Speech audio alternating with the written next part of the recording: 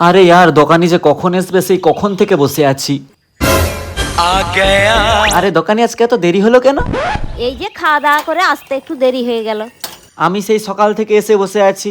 হ্যাঁ, আমি সিসিটিভি ক্যামেরায় তো দেখলাম তুই ঘন্টা তিনেক বসে আছো। আগে অনেক কিছু যে নিয়ে যাওয়ার আছে। দাঁড়া, দোকানটা খুলি সব দিচ্ছি।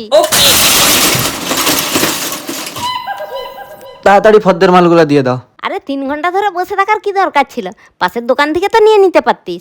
আরে কাকিমা এরকম কি কথা বলতেছো? অন্য দোকানে যে কিনে নেবো এরকমটা হয় নাকি? তোমার দোকানে সেই ছোটবেলা থেকে কিনে আসছি, এখনো তোমার দোকানেই কিনবো, আর যতদিন আমি বেঁচে থাকবো ততদিন তোমার দোকানেই কিনবো।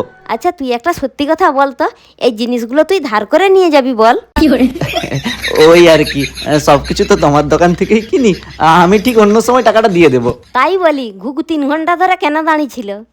আরে এই তো দোকান খুলছি, এখনো বগনি হয়নি, তোকে কি করে ধার দেবো? আগো কাকিমা, তোমাকে বগনি নিয়ে চিন্তা করতে হবে নি, 1 টাকার একটা চকলেট দিয়ে দাও, তাহলেই তোমার বগনি হয়ে যাবে। তারপর বাকি জিনিসগুলো ধার দিয়ে দাও। ধরো।